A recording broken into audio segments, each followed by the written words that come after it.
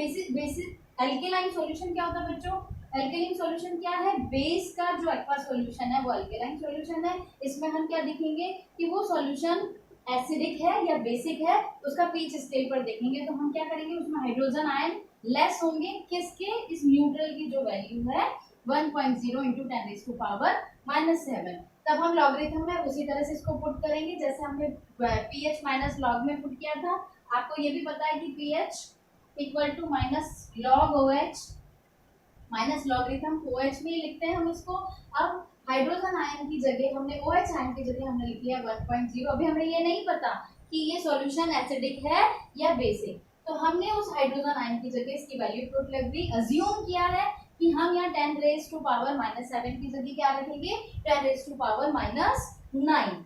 तो हमने जब अज्यूम किया और इसकी वैल्यू निकाली तो माइनस लॉग 1.0 इंटू 10⁻⁹ की जब हम लॉगरिथम टेबल में वैल्यू देखते हैं तो इसकी वैल्यू आती है 9। अब 9 जब हम पीएच स्केल पे देखते हैं तो 7 के जो अबव है, 7 से जब हम आगे की तरफ बढ़ते हैं तो इधर तो होता है बेसिक सॉल्यूशन, 7 से इधर बढ़ेंगे तो बेसिक सॉल्यूशन, और इधर की तरफ बढ़ेंगे तो कौन सा सॉल्यूशन होता है? एसिडिक। तो 9 क्या है?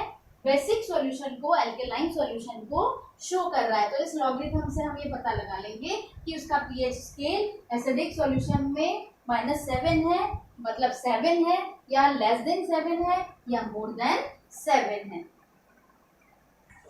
स्टूडेंट्स, हमने पीएच स्केल और एसिडिटी और बेसिसिटी पढ़ी। पीएच लॉग के अकॉर्डिंग भी मैंने आपको एक्सप्लेन किया। अब हम पढ़ेंगे role of pH in everyday life, यानी कि पीएच स्केल का या किसी भी सॉल्यूशन की एसिडिटी या बेसिसिटी जानने के लिए हमारी एवरीडे लाइफ में पीएच का क्या रोल है, इसकी स्टडी हम करेंगे। तो फर्स्ट है आपका pH play a very important role in our everyday life. बहुत इंपॉर्टेंट रोल है पीएच का।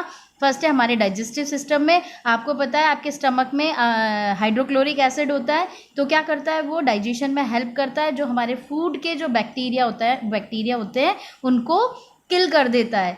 तो और hydrochloric acid produce in our stomach help the digestion food without causing any harm to stomach. Hydrochloric acid है जो produce होता है हमारे स्टमक में और वो हम डाइजेशन करता है और हमारे स्टमक को इससे कोई भी हार्म नहीं होता। But when the amount of acid goes beyond certain limit due to indigestion, अगर क्या हो जाता है जो एसिडिटी की जो एक फिक्स अमाउंट है हमारे स्टमक में, अगर वो बढ़ जाती है तो हमारे पेन होता है, इरिटेशन होती है, किसमें? स्टमक में।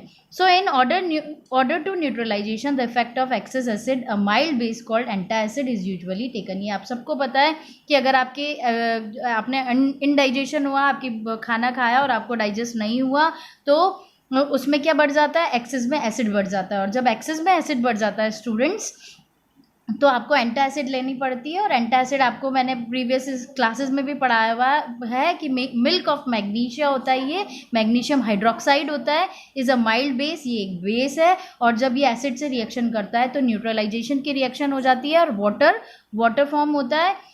और न्यूट्रलाइजेशन की रिएक्शन में सॉल्ट और वाटर फॉर्म होता है और वो जो आपकी एक्सेस में जो एसिड फॉर्मेशन हो गया स्टमक में वो ख़त्म हो जाता है और आपके जो पेन और इरिटेशन है वो भी ख़त्म हो जाती है।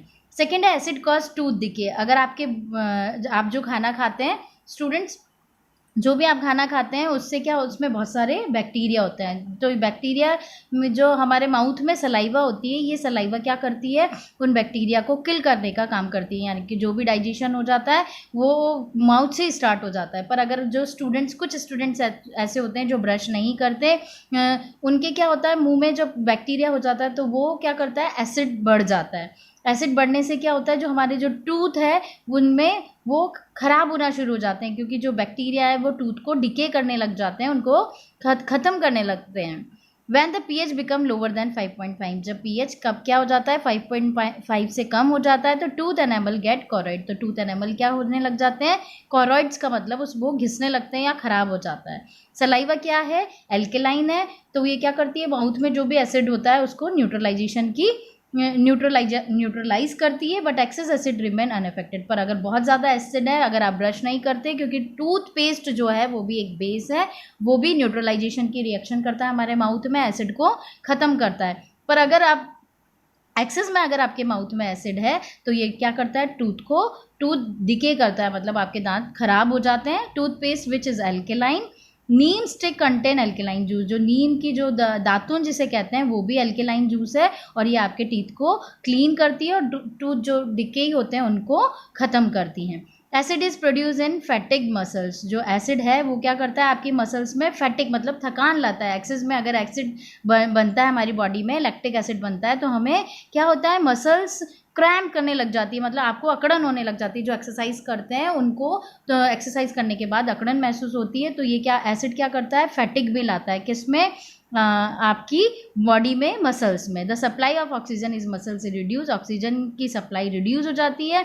The cause difficulties release of energy leading to increase in the rate of anaerobic metabolism, और जो एरोबिक मेटाबॉलिज्म होता है उसके बजाय एनारोबिक मेटाबॉलिज्म होने लग जाता है। As a result lactic acid get accumulate in the muscles, और लैक्टिक एसिड एक्यूमुलेट हो जाता है आपकी मसल्स में। Some animals and plants contain acid, कुछ एनिमल्स ऐसे होते हैं जिनके क्या होते हैं students, some animals and plants contain acid, कुछ एनिमल्स या प्लांट्स ऐसे होते हैं जो क्या रखते हैं उनमें एसिड होता है। जैसे कि आपने हनी बी है, इनमें जब ये इंजेक्ट करती है या काट लेती हैं आपको तो इनके स्टिक में एसिड होता है जिससे आपको पेन होता है और इरिटेशन होता है।